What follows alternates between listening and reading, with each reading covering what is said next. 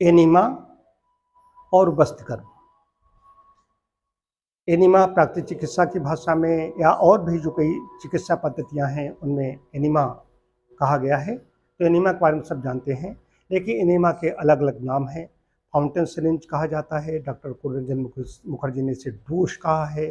Doctor hall इसके आविष्कारक हैं, डॉक्टर हॉल PhD LLD। उन्होंने देखा एक पक्षी अपनी चोंच से गुदा में पानी डाल रहा है, वहाँ से एनीमा का आविष्कार हुआ। आविष्कार फिर उसमें यूनानी में क्या कहते हैं, हुक्ना, अरबी में दबाउल मुबारक, एक अलग अलग नाम दिए गए, अलग अलग भाषा में कहा गया। तो एनीमा तो एक होता है साधारण पानी अंदर गया, या कई बार उसमें कुछ ग्लिसरीन डाल दी, ऐसा साधारण पानी नींबू का दे दिया गया नेचुरोपैथी में, प्राकृतिक चिकित्सा में। अंदर पानी आंत में गया तो आंत का से बाहर निकाल दिया, आंत का कुल्ला हो गया। इसमें डॉक्टर लुई कूने ने इस पर बहुत ज़्यादा जोर दिया है। उन्होंने कहा है कि यदि एनीमा का प्रयोग किया जाए मल निकालने के लिए, आंतें साफ रखी जाएं और भोजन पर ध्यान दिया जाए, तो ऐसा कोई रोग नहीं है जिसको दूर न किया जा सके। हर रोग को दूर किया जा सकता है।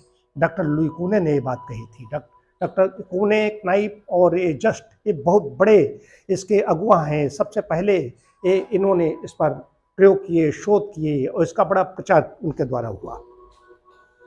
अब बात आती है कि एनीमा तो कई सभी रोगों में दिया जा सकता है। कुछ ऐसे कॉन्ट्राइंडिकेशंस हैं, बहुत कमज़ोर है, बहुत वृद्ध है, या बहुत कोई मतलब कि छोटा बच्चा है, कहीं किसी का हार्ट का कोई सर्जरी हुई है, या हाइपोटेंशन है, लो ब्लड प्रेशर है, ऐसे कुछ ऐसे रोग होते हैं उनमें नहीं दिया जा सकता है, बाकी दिया जा सकता है। ये तो एनीमा की बात हुई। एनीमा से आंतों का पेट साफ, रोग साफ। आंत अगर साफ रहेगी तो कोई रोग नहीं होगा। यदि कोई रोग हो गया है तो आंतों का संशोधन किया जाएगा, एनीमा से मल को बाहर निकाल दिया जाएगा। जब आंत अस्वस्थ हो जाती है तो एनीमा दिया जाता है, एनीमा ऐसे नहीं दिया जाता। दूसरी चीज़ बस्तिकर भी साथ में बता दें। वैसे दोनों अलग अलग विषय हैं, बड़े विषय हैं, लेकिन आज दोनों को एक साथ में कह रहे हैं कि बस्तिर बाते च पित्ते च कफे रखते सस्ते संसर्गे सन्निपाते च बस्त्रे विधा सदा।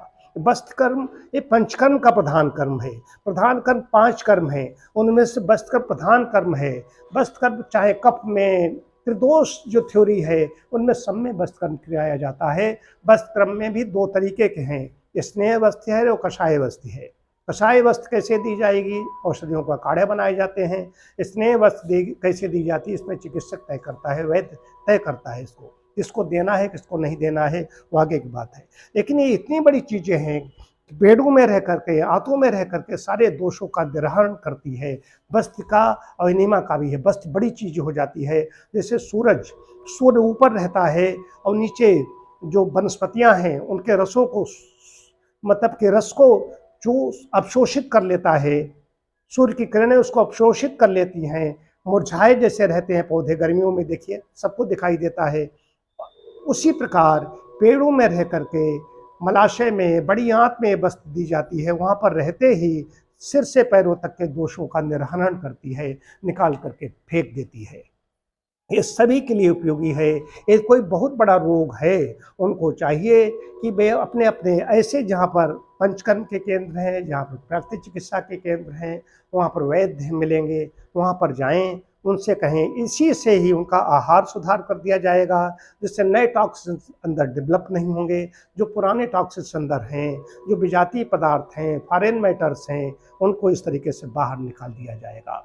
बड़ी आंत सबसे बड़ी ड्रेन है, ये सबसे बड़ी गंदी नाली है। ये जब तक साफ नहीं होगी तब तक रोग नहीं जाएगा। उसमें एनीमा और बस्त्र कर्म ये दोनों ही लाभकारी हैं, दोनों का अपना अपना महत्व है। कहाँ पर कौन सी चीज़ दी जाएगी ये चिकित्सक तय करते हैं।